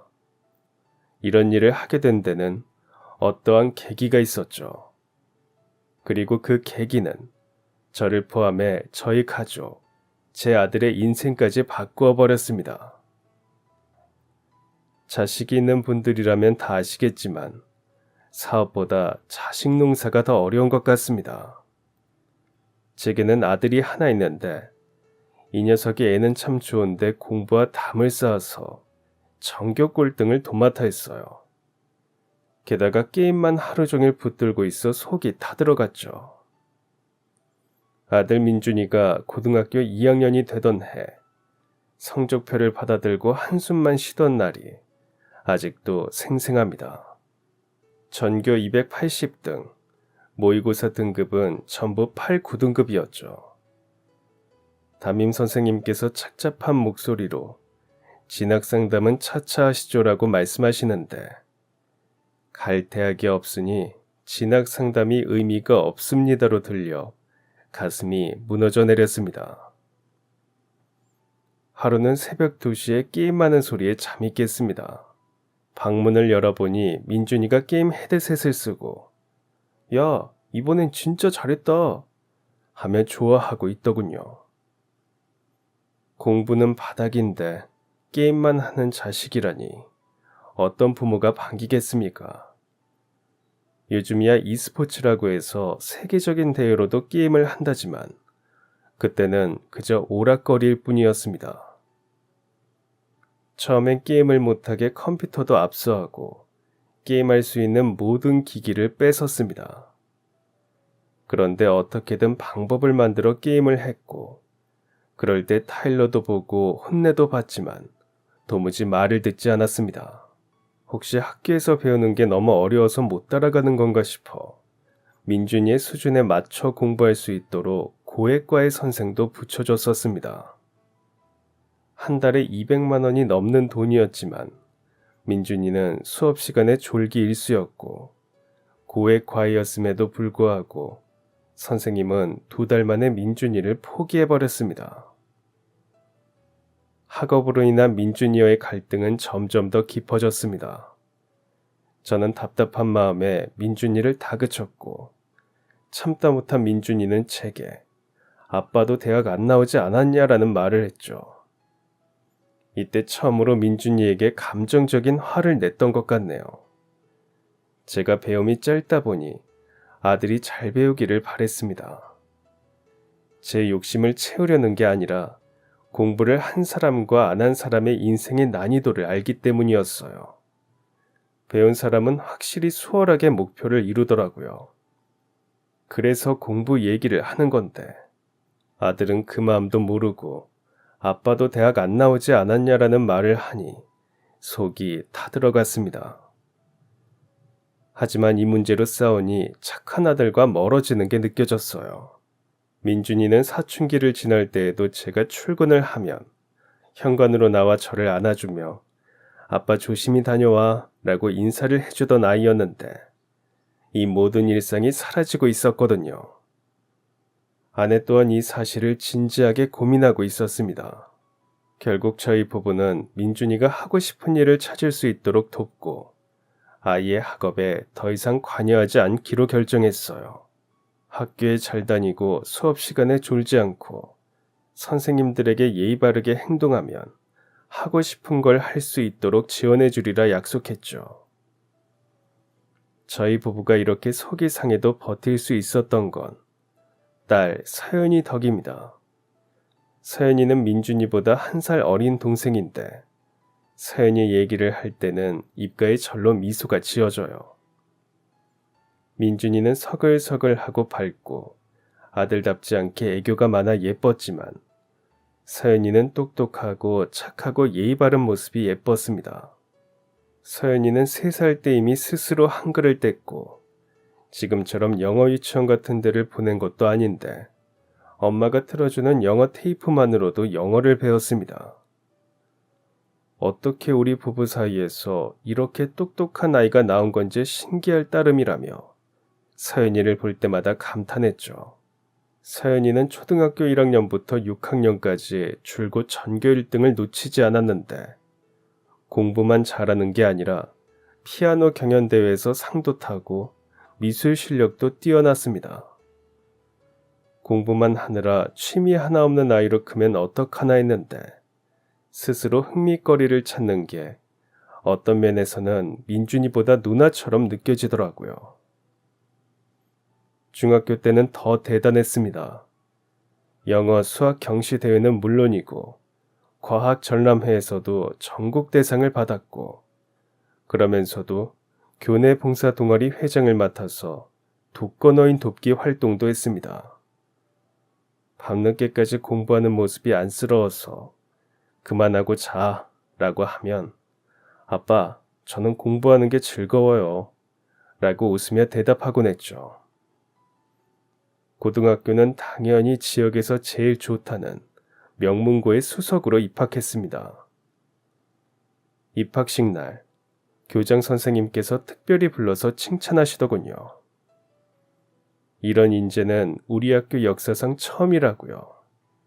어디 가서 이런 얘기를 하면 자식 자랑하는 게 꼴보기 싫다는 얘기 들을까봐 못하는데 이 기회로 서연이 얘기를 하게 되네요. 너른 마음으로 들어주셔서 감사합니다. 서연이는 저희 부부의 자랑이었고 이런 서연이가 있었기에 민준이가 좀 엇나가도 괜찮다고 생각했던 것 같아요. 심지어 민준이도 서연이에게 네가 공부를 잘해서 내가 덕을 봤다라고 말할 정도거든요. 서연이는 알아서 잘 크고 있고 민준이에 대한 걱정은 한시름 놓으니 저희 집은 다시금 평화를 찾았습니다. 그러던 어느 날 퇴근을 하고 집에 들어왔는데 낯선 사람이 집 거실에 앉아 있더라고요. 제가 들어가자 그 아이는 벌떡 일어나더니 90도로 인사를 하며 안녕하십니까? 민준이 친구 성하늘이라고 합니다. 자기소개를 했습니다. 회사 면접에서나 볼 법한 인사를 아들 친구에게 받으니 조금 얼떨떨했죠. 반갑다고 말하며 민준이를 쓱 봤는데 민준이는 평소와 달리 긴장한 표정이었습니다. 민준이는 소파에 앉은 제게 성하늘이라는 아이에 대해 소개해 주었습니다. 아빠, 이쪽은 우리 반 성하늘이라고 해요. 처음 본 하늘이는 깔끔하게 교복을 차려입고 있었습니다. 조금 낡은 듯한 교복이었지만 단정하게 다림질된 게 보였죠. 머리도 깔끔하게 정리되어 있었고 눈빛이 맑고 또렷했습니다. 안녕하세요. 저는 민준이 반 친구 성하늘입니다. 인사하는 목소리가 특히 인상적이었습니다. 또래 아이들의 어색하고 불안한 목소리가 아닌 차분하고 진중한 말투였죠. 마치 성인처럼 예의 바르고 조리 있게 말하는 모습이 신선했습니다. 하늘이는 먼저 민준이와 같은 반이 된 것이 인연이라고 말을 꺼냈습니다. 민준이가 수업 시간에 졸 때마다 깨워주고 쉬는 시간에도 자주 이야기를 나누면서 친해졌다고 하더군요. 무엇보다 하늘이는 전교 1등이에요. 지금까지 1등을 단 한 번도 놓친 적 없는 천재라고요. 아마 전국 학생들을 성적으로 쭉 줄 세워도 하늘이가 압도적일걸요? 저와 아내는 놀랐습니다. 이렇게 공부를 잘하는 아이가 민준이와 가깝게 지낸다는 게 좀 신기했거든요. 저희 아들을 사랑하기는 하지만 공부하는 애들은 공부하는 애들과 어울리기 마련이지 않습니까? 그런데 민준이가 하늘이에 대해 말할 때의 반응은 뭐랄까? 존경하는 형을 대하는 듯 했습니다. 분명히 동갑인데 하늘이가 민준이보다 연장자처럼 보였거든요. 하늘이에 대해 자세히는 알지 못했지만 좋은 아이임은 분명했습니다. 하늘이는 눈치도 있는지 자신의 칭찬만 하도록 두고 보지 않았습니다. 민준이가 제 칭찬만 하니 부끄럽네요. 이렇게 말하는 민준이는 남을 배려할 줄 아는 친구예요. 제가 점심을 못 사올 때면 자기 도시락을 나눠주고 누가 아프거나 피곤해 보이면 달려가서 챙기는 섬세함이 있죠. 학교에서 민준이를 싫어하는 사람은 없을 거예요. 민준이의 그런 면은 저도 몰랐던 터라 놀랐습니다. 민준이가 공부는 못하지만 애는 착하다는 걸 알고는 있었지만 다른 친구들에게 인정받고 있다는 건 생각하지 못했거든요. 분위기가 조금 풀어지자 민준이는 아빠, 그런데 하늘이가 하고 싶은 말이 있대요. 라며 조심스럽게 말을 꺼냈습니다. 처음 본 아들의 친구가 진지하게 할 말이 뭐가 있나 싶더라고요. 그냥 가볍게 들으려고 했는데 하늘이가 시작한 말은 결코 가벼운 말이 아니었습니다. 하늘이가 꺼낸 이야기는 자신의 가정사였는데 하늘이의 부모님은 20년 넘게 부산에서 해산물 도매업을 하셨다고 합니다. 처음에는 작은 가게로 시작했지만 입소문이 나면서 사업이 점점 커졌죠. 아버지는 새벽 2시면 어김없이 일어나셔서 위판장에 가셨어요. 어머니는 가게에서 주문받고 정산하시느라 밤 12시가 넘어야 들어오셨고요. 그래도 두 분 다 힘들다는 말씀 한 번 안 하셨어요. 사업이 잘 되면서 중학교 내내 하늘이는 편하게 공부할 수 있었답니다. 하지만 고1 입학을 앞두고 큰 위기가 찾아왔습니다. 거래처였던 대형 수산물 가공 회사가 갑자기 부도를 낸 거죠. 그동안 외상으로 물건을 대준 게 수억 원이었는데 그 돈을 한 푼도 받지 못했다고 합니다. 처음에는 괜찮을 거라고 생각했어요. 아버지가 평소에도 위기 관리를 잘하시는 분이었거든요. 하지만 그 회사 사장님이 야반도주를 하셨다는 소식을 들었을 때 아버지의 한숨 소리가 너무 크게 들렸어요. 상황은 걷잡을 수 없이 나빠졌답니다. 받지 못한 외상값 때문에 다른 거래처들에 지불할 돈이 없어졌고 은행 대출금도 연체되기 시작했죠. 설상가상으로 보증을 섰던 다른 도매상들도 줄줄이 무너지면서 그 보증 빚까지 떠안게 되었다고 합니다. 하늘이 가족은 결국 가게를 정리하게 되었고 20년 넘게 일군 가게를 하루아침에 내놓아야 했어요. 그리고 도망치듯 서울로 올라와서 살고 있는 것이었죠. 그래도 서울에서는 먹고 살 만한 일이 많으니까요. 저는 하늘이가 왜 이 말을 제게 하는 건가 싶었습니다. 그리고 이런 상황이라면 하늘이가 부모를 원망하는 마음을 가지고 있을 수도 있겠다고 생각했어요. 그도 그럴 게 하늘이처럼 공부를 잘하는 아이에게는 이를 받쳐줄 형편이 되는 부모가 있으면 좋은데 하늘이는 그런 부모가 없지 않습니까? 심지어 대학교 등록금도 해결이 안 돼 좋은 성적을 포기해야 할 수도 있다고 했으니 하늘이 속이 말이 아닐 거라 확신했습니다. 그런데 하늘이는 제 생각과 전혀 다른 마음을 가지고 있었어요. 지금 상황이 좋은 건 아니지만 이런 상황이 저를 더 단단하게 만들어주고 있다고 확신해요. 이 상황을 이겨낸 저라면 뭐든지 할 수 있을 테니까요. 남을 원망하지 않고 이걸 이겨낼 생각부터 하고 있다니. 이게 고등학교 2학년 학생의 입에서 나올 수 있는 말인가 싶더군요. 그런데 하늘이의 말과 생각에 감탄은 했지만 여전히 이 얘기를 왜 저에게 하는지는 이해가 안 됐습니다. 제가 이렇게 생각하고 있을 때 아저씨, 하늘이가 입을 열었습니다. 그리고 말도 안 되는 제안을 했어요. 아저씨와 거래를 하고 싶어요. 이 작고 어린 학생이 거래를 한다. 이야기나 들어보자 싶었죠. 제가 책임지고 민준이를 4년제 대학으로 보내겠습니다. 제가 민준이를 가르치면 2년 안에 중상위권 대학은 충분히 갈 수 있습니다. 만약 제가 민준이를 대학에 보내는데 성공하면 제 등록금을 지원해 주셨으면 합니다. 하늘이의 제안은 구체적이었습니다. 자신은 지금까지 전교 1등을 놓친 적이 없고 작년 모의고사에서도 전국 0.1% 안에 들었으며 민준이의 현재 성적과 학습 상태도 이미 분석했다고 하더군요. 그러더니 구체적인 학습 계획도 제시했습니다. 첫 3개월은 중학교 과정 복습, 그 다음 6개월은 고1 과정 따라잡기, 나머지 기간은 수능 준비를 하겠다고 했습니다. 매일 4시간씩, 주말엔 8시간씩 공부할 겁니다. 한 달에 한 번씩 모의고사를 보고 취약점을 보완하면서 진도를 나갈 거예요. 민준이도 이미 동의했습니다. 옆에 있던 민준이가 고개를 끄덕였습니다. 처음 보는 진지한 표정이었죠. 저는 어떤 대답을 해야 할지 몰랐습니다. 너무 비현실적이잖아요. 고액과의 선생도 못하는 걸 아들의 같은 반 친구가 해내겠다는 게. 하지만 하늘이의 구체적이고 확신에 가득 찬 이야기들이 제 마음을 조금씩 움직이기 시작했습니다. 저는 의사가 되고 싶습니다. 하지만 현재 저희 집 형편으로는 등록금을 감당하기 어려워요. 부담을 드리기도 싫고요.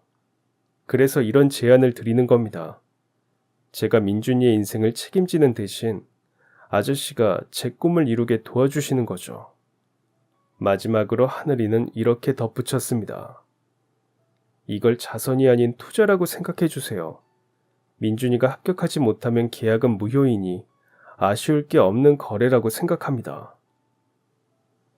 하늘이의 제안을 듣고 나서 저는 며칠 밤을 뒤척였습니다. 솔직히 말씀드리면 반신반의했죠. 아내는 강하게 반대했습니다. 여보, 애들 장난 같아요. 민준이 대학을 보내준다니 이게 말이 돼요? 아내의 말도 일리가 있었습니다. 하늘이가 아무리 똑똑해도 18살 학생일 뿐이었으니까요. 당신도 알잖아요. 민준이 지금까지 얼마나 많은 과외 선생님들이 포기하고 갔는지. 이번에도 실패하면 민준이의 자존감만 더 낮아질 거예요. 게다가 아내는 하늘이의 가정 형편도 걱정했습니다.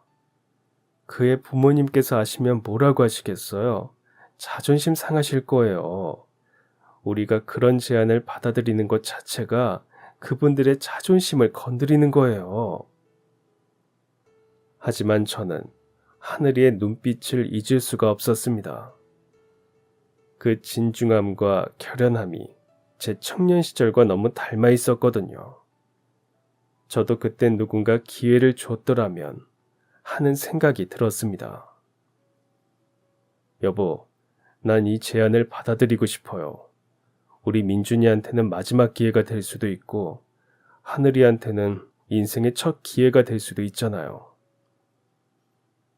아내는 한숨을 쉬었습니다.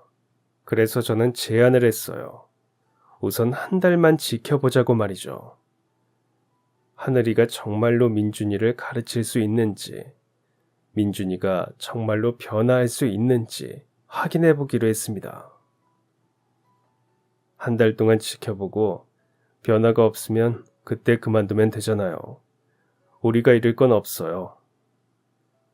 며칠을 더 고민하던 아내도 결국 동의했습니다. 그리고 이 결정이 우리 가족의 인생을 완전히 바꿔버렸어요. 하늘이는 약속대로 매일 우리 집에 왔습니다. 학교가 끝나면 곧장 와서 밤 10시까지 민준이를 가르쳤죠.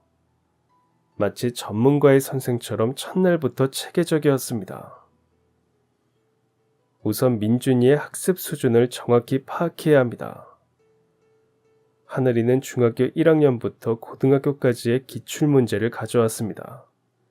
일주일 동안 진단평가를 하더군요.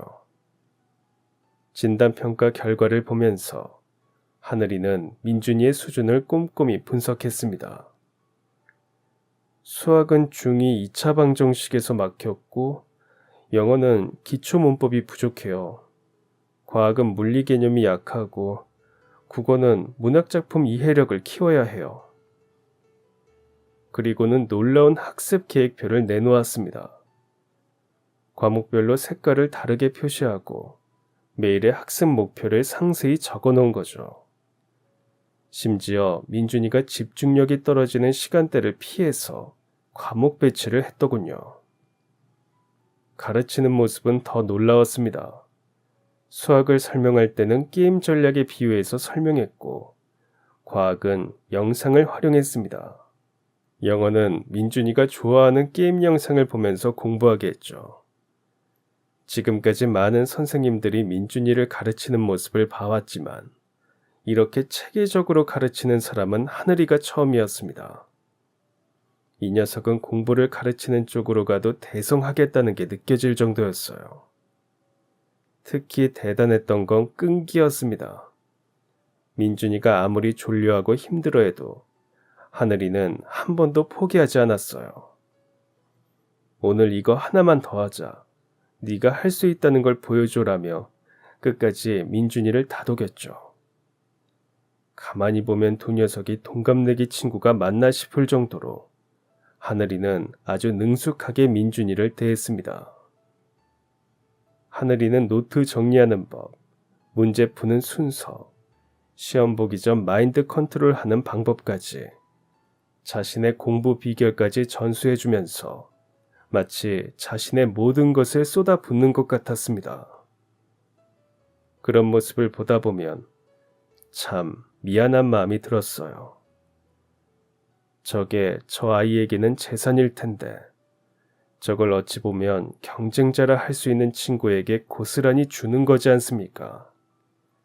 그것도 대학 등록금을 위해서 말이죠. 이런 생각을 할 때마다 민준이에 대한 고마운 마음이 커져갔습니다. 심지어 공부를 시작하니 민준이의 자존감까지 높아지기 시작했는데 학교에서 문제를 풀 때마다 기가 죽었던 녀석이 선생님이 낸 문제를 척척 푸니까 다른 아이들도 민준이에게 관심을 가지게 됐고 선생님들도 그런 민준이를 눈여겨보기 시작했다고 하죠. 책상에 앉아있는 것조차 버거워서 고개를 숙이던 민준이는 스스로 수학 문제를 풀면서 눈을 반짝였고 제가 출근할 때는 이미 일어나서 책상에 앉아 있었습니다. 이 녀석이 등교 전에 일어나 공부를 하고 있다니 처음에는 눈을 의심했어요. 나중에는 게임까지 완전히 안 하게 됐습니다. 자신의 목표가 생기니 게임은 접고 목표를 향해 달려가기로 한 거죠. 시간이 또다시 흘렀고 민준이의 방이 달라졌습니다. 게임 포스터가 붙어있던 자리에는 수학 공식표가 붙었고 게임기가 있던 자리에는 문제집이 쌓였으며 곳곳에는 영단어가 적힌 메모지가 붙어 있었습니다. 아들의 이런 변화는 집에서만 보였던 것이 아니라 학교에서도 보이는 것이었습니다. 진학 상담은 다음에 하시죠라고 말하며 한숨을 쉬었던 선생님께서 전화를 하시더니 민준이가 수업 시간에 졸지 않아요. 오히려 질문도 하고 수업에 참여하려고 노력합니다. 이대로라면 성적도 잘 나올 거고 대학 이야기를 해봐도 될 것 같아요. 라는 말씀을 하셨죠. 이때의 감격은 이루 말할 수 없네요. 민준이가 하늘이에게 과외를 받은 지 6개월이 지났을 때였나요? 처음으로 중간고사 결과가 나왔습니다.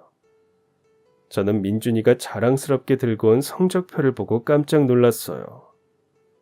아내는 옆에서 눈물을 흘렸고 서연이도 보고는 놀라서 성적표를 몇 번이나 들여다보았습니다. 나중에 듣고 보니 오빠가 성적표를 조작한 걸까봐 걱정이 되어 그랬다 하더군요. 민준이의 성적은 전교 꼴등에서 중위권으로 올라와 있었습니다. 중학생 때부터 공부를 포기해서 기초할 게 없던 녀석이 반년 만에 이 정도 성적을 이뤄내다니 이건 기적과 다름없었습니다. 그렇게 1년이라는 시간이 흘렀고 민준이는 완전히 다른 아이가 되어 있었습니다.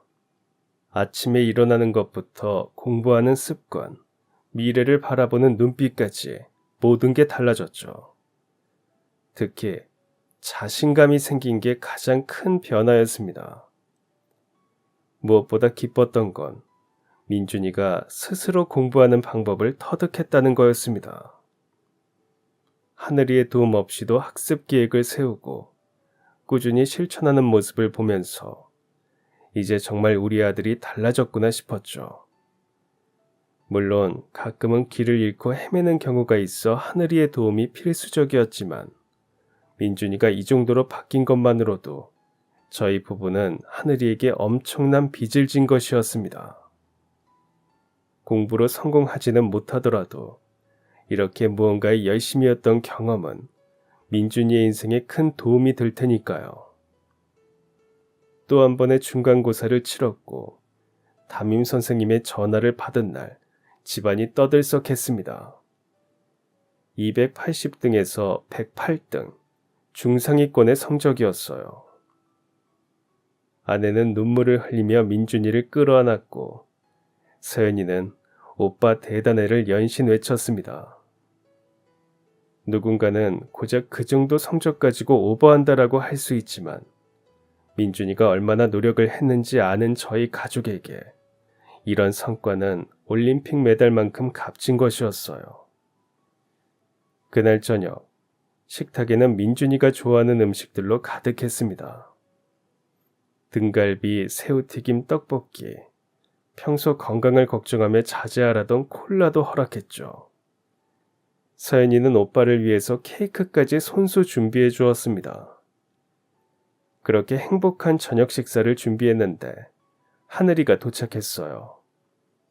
하늘이는 저희 집 부엌을 쓱 둘러보더니 씁쓸한 미소를 지었습니다. 그러더니 아줌마 아저씨 축하드려요. 민준아 고생했어. 라고 말하더군요. 그 얼굴을 스쳐 지나가는 슬픔이 느껴지자 심장이 내려앉는 것 같았습니다. 그런 모습을 보면서 깨달았어요. 제 심장이 내려앉는 기분을 느낀 이유를 말이죠. 하늘이는 부모님의 일이 주저앉은 이후로 이런 축하를 받아본 적이 없었을 겁니다. 전교 1등을 해도 일하느라 바쁜 부모님에게 부담이 될까봐 말도 못했겠죠. 심지어 대학 등록금 얘기를 하면 부모님이 힘들어하실까봐 자신이 어떤 성적을 받고 있고 어느 대학을 지망하고 있는지조차 비밀로 하는 녀석이었거든요. 그걸 알면서도 민준이의 성적 향상에만 신나 하늘이의 전교 1등은 축하해주지 못한 제가 참으로 못난 어른 같았습니다. 어떻게 해야 하늘의 자존심도 지켜주면서 축하를 해줄 수 있을까 고민하던 어느 날 회사 일 때문에 늦게 퇴근하고 집으로 가는 길에 음료수를 사러 편의점에 들렀습니다. 그런데 그 카운터에서 하늘이를 마주쳤어요. 편의점 알바 조끼를 입고 있는 하늘이는 당황한 기색이 역력했습니다. 들키고 싶지 않았던 치부를 들킨 것처럼 부끄러워하는 하늘이에게 이것저것 캐물을 수 없어 일단 집을 돌아온 뒤 민준이에게 물었습니다.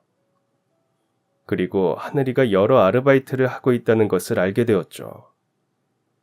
학교에서 공부하고 민준이를 가르치며 함께 공부하다가 밤부터 새벽까지 편의점에서 일을 한다는 걸 말이에요. 하늘이는 새벽 편의점 아르바이트를 할 때 계산대 옆에 참고서를 펴놓고 손님 없을 때마다 문제를 푼다고 했습니다. 심지어 주말에는 카페 아르바이트까지 병행하고 있었는데 손님이 없을 때는 서서 문제를 풀었다고 했죠. 그 말을 듣는 순간 가슴이 무거워졌습니다. 18살 나이가 이렇게 살아가고 있다니. 매일 우리 집에 와서 4시간씩 민준이를 가르치고 밤 11시부터 새벽 4시까지 편의점에서 일하고 그러면서도 전교 1등을 놓치지 않는다니. 저 아이가 얼마나 치열한 인생을 살고 있는 건지 어른으로서 정말 안타까운 마음이 들었습니다. 어느 날은 하늘이가 민준이를 가르치다가 잠깐 졸았습니다. 책상에 얼굴을 파묻고 깜빡 잠이 든 거죠. 깨어나자마자 미안하다며 연신 고개를 숙이는데 전에는 그럴 수도 있지라며 가볍게 넘겼던 게 하늘이가 이렇게 열심히 일한다는 걸 알고 나니 전혀 다르게 느껴졌습니다. 그래서 하늘이가 꾸벅꾸벅 졸 때면 민준이를 잠깐 나오게 해 불을 끄고 잠시라도 눈을 붙일 수 있게 했습니다. 하늘이가 어떻게 지내는지 아는 민준이도 자기가 혼자서 공부를 더 열심히 하면 되니 조금 자게 두는 게 맞는 것 같다고 하면서요. 하늘이가 민준이의 학습 계획을 세우고 진도를 체크해준 덕에 자습이 가능한 덕이었죠. 저는 아내에게 하늘이 이야기를 조심스럽게 꺼냈습니다. 하늘이는 대학 등록금만 내주면 된다고 했지만 하늘이의 사정이 제 생각보다 수십 수백 배는 안 좋다는 걸 알게 된 이상 이걸 그냥 두고 볼 수는 없었거든요. 제가 아내에게 이 이야기를 말하자 아내는 하늘이 얘기를 하면서 눈물을 뚝뚝 흘렸습니다. 세상에, 여보, 그런 아이 앞에서 내가 무슨 짓을 한 거죠? 우리 애들은 따뜻한 집에서 엄마가 해주는 밥 먹으며 편하게 공부하고 있는데 그런 애들 성적 조금 올랐다고 축하 파티를 열어주고 이 모습을 옆에서 지켜본 하늘이가 어떤 기분이었을까요? 내가 너무 배려가 없었어요. 저 아이가 혼자 저런 고생을 하면서 지냈다니 하늘이가 저렇게 어려운 환경인 줄은 꿈에도 몰랐어요. 저는 아내에게 하늘이를 금전적으로 도와줘도 되겠냐고 물었습니다. 당신은 왜 그런 걸 물어요? 당신이 처음 서울에 왔을 때 얼마나 힘들었는지 잊어버렸어요? 그리고 우리 처음 결혼할 때 우리도 힘들었잖아요. 그 일을 어린애가 겪고 있는 건데 당연히 도와야죠. 저는 아내와의 대화 끝에 하늘이에게 조용히 도움을 주기로 했습니다. 우선 편의점 점장님을 찾아가 하늘이의 급여를 제가 보태드리는 대신 근무 시간을 줄여달라고 부탁드렸죠. 카페 사장님께도 같은 부탁을 드렸습니다. 또 매주 하늘이 책가방에 몰래 용돈 봉투를 넣어두었습니다. 많은 돈은 아니었지만 하늘이가 조금이라도 덜 일했으면 하는 마음에서였죠.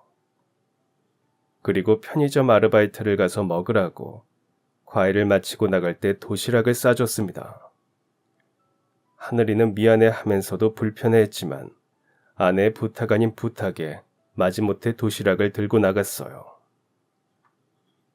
그러던 어느 날 하늘이가 제 방에 찾아왔습니다. 제가 몰래 넣어둔 봉투들을 손에 들고 말입니다. 아저씨, 이거 다 아저씨가 주신 거죠? 하늘이의 목소리가 떨렸습니다. 그리고 편의점 점장님이 말씀해 주셨어요. 제 급여를 보태주신 분이 아저씨라는 걸요. 저는 말을 잇지 못했습니다. 하늘이는 봉투들을 제 책상 위에 조심스럽게 올려놓았어요. 저는 가방에 넣은 용돈을 하늘이가 모른 척 쓸 줄 알았습니다. 그런데 하늘이는 그 돈을 차마 쓰지도 못하고 어떻게 해야 하나 고민하던 끝에 다시 들고 왔더군요. 하늘이는 아주 강단 있는 목소리로 말했습니다. 감사합니다. 하지만 받을 수 없어요. 공부하면서 여러 일을 병행하는 게 쉽지 않지만 제가 스스로 해내야 하는 부분이라고 생각해요. 그리고 제가 민준이를 가르치는 것에 대한 보상은 대학 등록금까지였잖아요. 두 분에게 부담을 드리고 싶지 않아요. 물론 도와주시려는 마음을 함부로 생각하는 게 아니에요. 정말 감사하게 생각하고 있고 저를 도와주려 하신 마음 잘 기억하고 있겠습니다. 저는 그럼에도 불구하고 하늘이를 계속 설득하려고 했습니다. 많지는 않지만 제가 하늘이를 돕게 된다면 밤늦게 편의점에서 공부하지 않아도 되고 주말만큼은 편하게 집에서 공부를 할 수 있는 거니까요. 하지만 하늘이는 기어코 제 손에 봉투를 돌려주고 갔습니다. 그리고 하늘이가 일하는 편의점과 카페 사장으로부터 앞으로 제 도움을 받는다면 일을 그만두겠다는 얘기를 들었다는 연락을 받았어요. 하지만 저와 아내는 포기하지 않았습니다.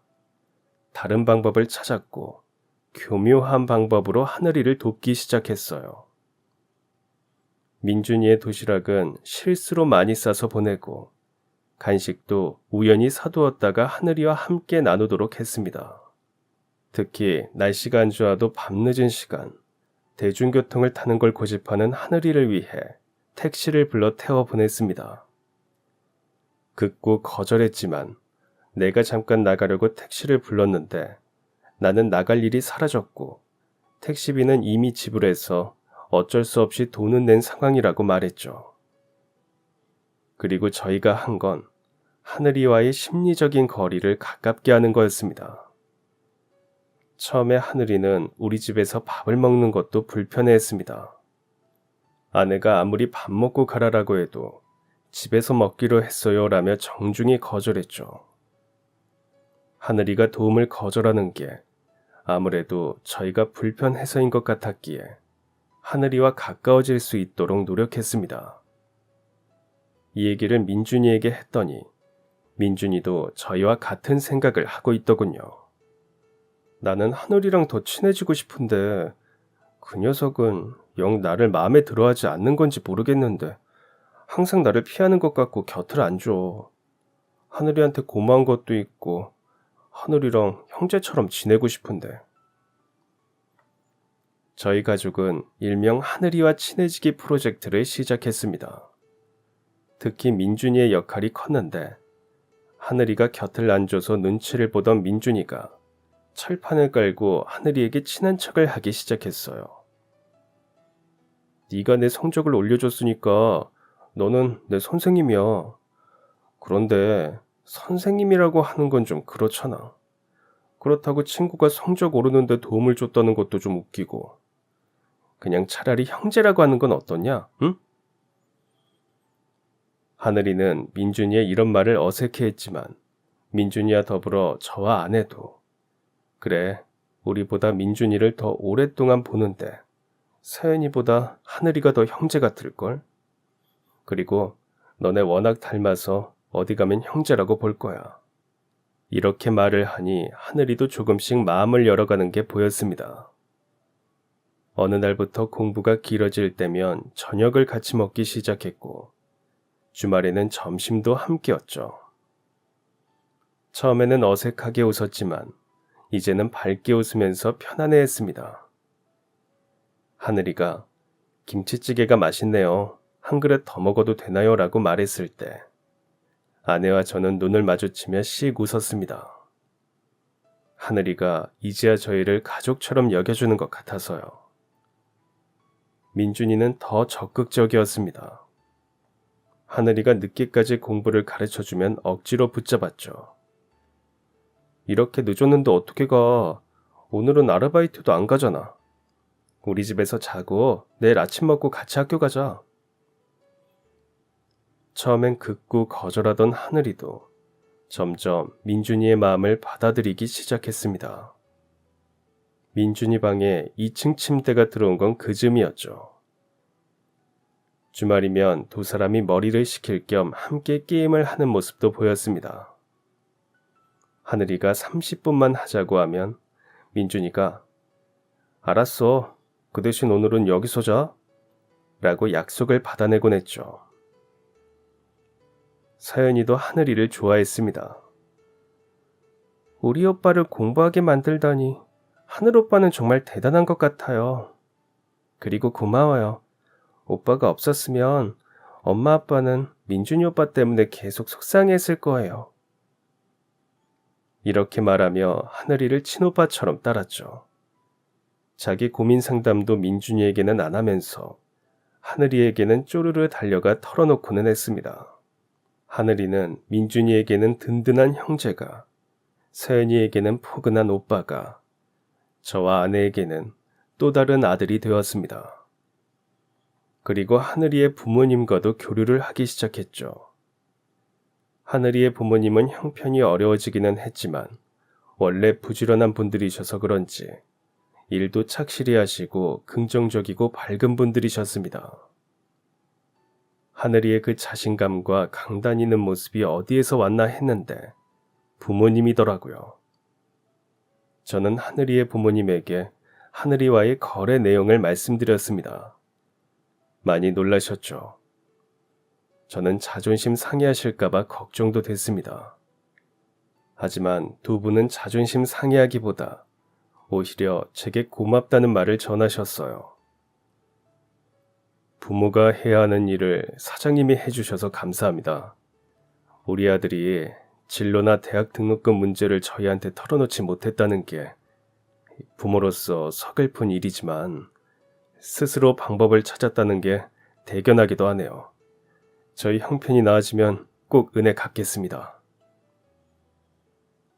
상황이 좋다가 안 좋아지면 사람이 부정적으로 변하고 피해의식도 가지기 마련인데 이분들은 부족한 건 부족한 대로 인정하고 고마움은 잊지 않는 분들이셨어요. 저는 하늘이 부모님을 보면서 더더욱 하늘이를 잘 돌봐야겠다고 생각했습니다. 이런 부모 밑에서 자란 아이는 사회에서도 좋은 영향을 끼칠 테니까요. 그렇게 아이들이 고3 생활을 마치고 수능 원서를 접수하던 날이 생생합니다. 하늘이와 민준이가 나란히 앉아서 지원서를 쓰는데 그 모습이 마치 친형제 같아 뭉클하더라고요. 아이들을 수능 시험장에 내려주고 걸어가는 뒷모습을 보는데 그동안 아이들이 보냈던 긴 시간들이 떠오르면서 눈물이 찔끔 나왔습니다. 시험을 아주 잘 보지 않아도 좋으니 후회하지만 않기를 바라면서요. 수능 결과가 나오던 날 모든 가족들이 긴장 상태로 거실에 모여 있었습니다. 민준이의 성적이 먼저 공개됐고 저희는 모두 눈을 의심했습니다. 전체 평균 등급 3점. 2년 전만 해도 상상을 할 수 없는 성적이었어요. 솔직히 평균 5점만 돼도 잘했다고 했을 텐데 3점이라니. 이 정도면 하늘이 말대로 4년제 대학은 철석같이 붙을 수 있을 게 분명했습니다. 하늘이의 성적은 하늘이가 원치 않아 가족들 앞에서 공개는 안 했지만 말 안 해도 알죠. 모든 과목 1등급이었습니다. 민준이는 제 사업체를 물려받는 게 목표가 되었다며 경영학과에 지원했고 하늘이는 목표하던 대학의 의대에 원서를 넣었습니다. 민준이는 저와 아내가 그토록 원하던 4년제 대학에 합격했죠. 하늘이의 결과는 저희 집에서 인터넷으로 함께 확인을 했는데 민준이가 수험번호와 이름을 입력하자 하늘이의 이름과 함께 축하합니다. 합격입니다라는 문구가 떴습니다.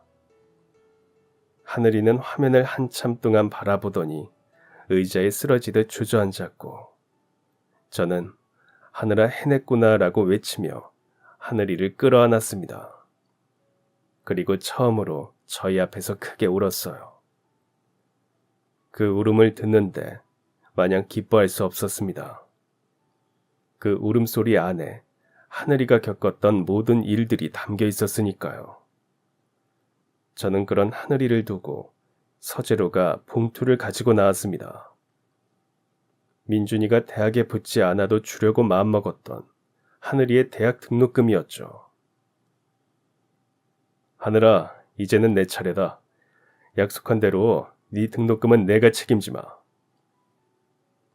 그날 밤 우리 가족은 늦게까지 하늘이의 합격을 축하했습니다. 하늘이의 부모님께도 연락을 드렸죠. 새벽 시장에서 장사하시느라 바빠 아들의 대학 합격을 함께 축하하지는 못했지만 전화기 건너편에서 흘러나오는 목소리의 떨림만 들어도 이분들이 얼마나 감격했는지를 알 수 있었어요.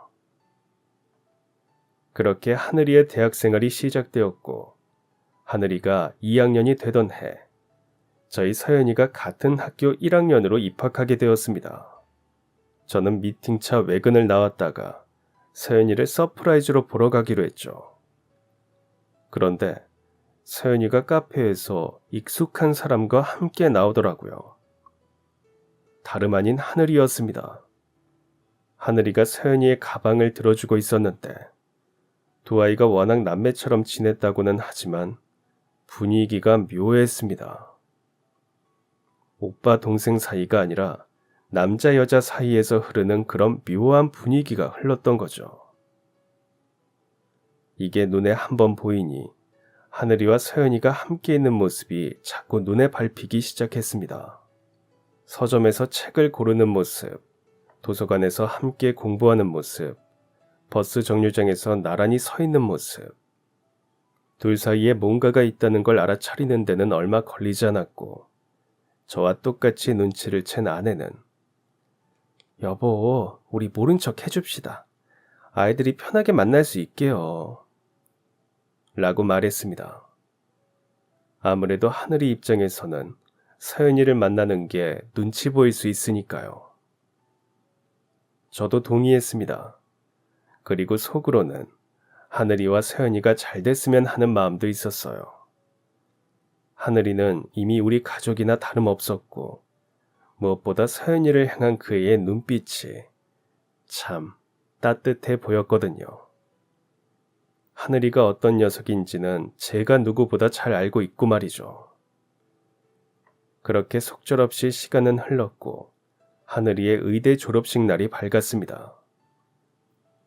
의대 졸업식이 끝난 후 하늘이가 저희 회사 사무실로 찾아왔어요.